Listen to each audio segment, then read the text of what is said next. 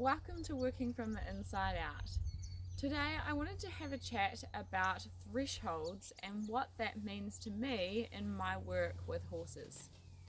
So for me, staying under threshold is essentially staying under fear, staying under the survival brain, and that is for both ourselves and our horses, because we need to be thinking about both of us because we're in a working partnership.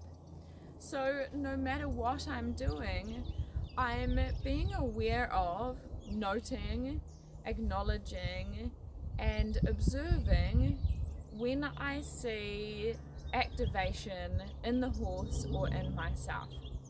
So, in myself, I am getting to know who I am. I'm getting to know myself and what it looks and feels and I guess just looks and feels like to be in a place of calm, to be in a place of being responsive. So in that prefrontal cortex, the smartest part of the brain, where I can think, I can reason, and I can respond, rather than being in the survival brain where I'm in that freeze, flight, fight place where I'm reactive and not thinking.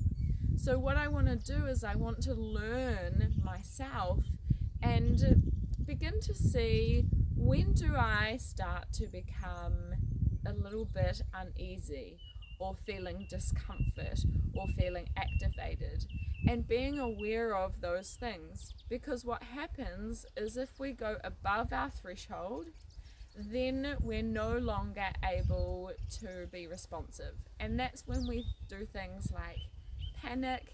We might grab at our horse, we might fight back with them, we might become anxious, we might just shut down and freeze completely, we might want to get out of there completely, so we go and chuck our horse away and we don't do anything.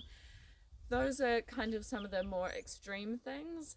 We want to start being aware of what happens within ourselves before it gets to that point so that we can do something about it. So it's the same when I'm working with my horse. I'm looking to see, where is his threshold? What are the tiny little signs that I can see in him where he's starting to gather some behaviors or some feelings heading towards no longer being under that threshold. So that might be that he starts to get kind of like sluggish in his movement. Maybe his foot stays on the ground a little bit longer. Maybe it comes off the ground really fast. Maybe there's not a lot of supple and softness through his body. Maybe he's looking the other way, even just like he was there. I noticed that he was kind of looking to the outside.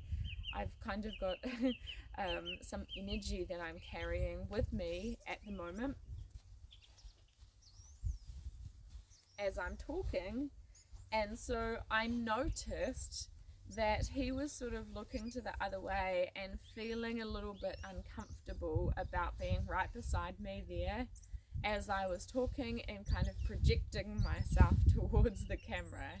So I acknowledged that by kind of stepping back a little bit, and he kind of went, "Oh, you saw that? Thank you." And then he did something about it. He moved himself, as you saw, in front of me, and he's gone and stood behind me. So no longer is he feeling that energy that I'm projecting out in front of me and I guess to the sides. So he obviously feels a little bit safer and more comfortable behind me.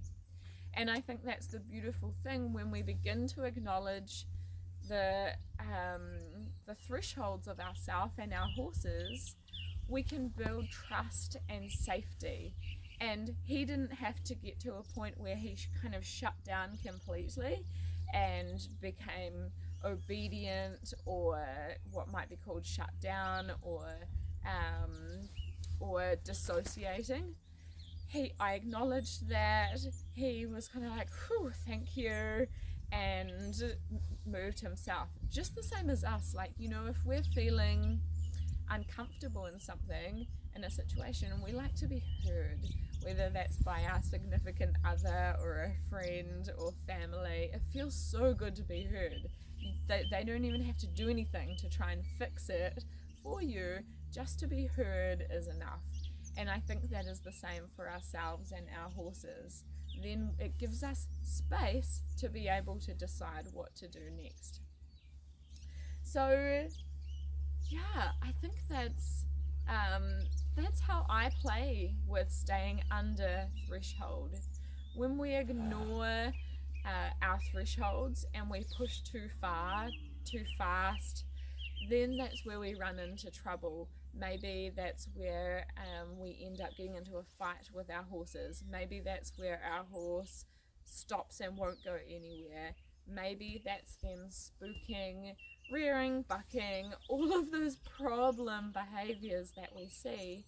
Really, it's just feedback to tell us that we have ignored their threshold and gone way beyond it. And then the same with ourselves.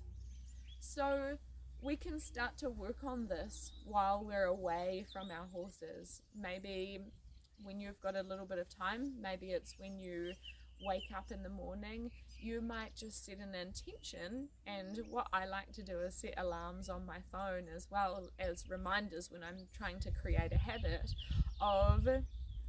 So you might want to start an alarm that goes off 4 times a day, and it says observe threshold. So where am I in that threshold? Or even just observe myself. How do I feel right now? Do I feel a little bit activated? Do I feel a little bit funny in my tummy?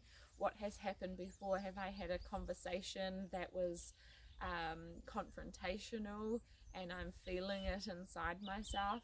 So observing that, acknowledging it, giving it space to process, and then maybe we do something to help ourselves, whatever might work for you, whether that is doing some mindful movement, some meditation, some writing, all of those sorts of things that give us a place to put that, instead of letting it build up and up and up, and then all of a sudden we're bubbling over the top of our threshold. I hope you enjoyed that chat today about thresholds. If you have any questions or you want to add anything more to the conversation, please feel free to send us a message or comment below. I would love to hear from you. Thank you for coming along on the journey.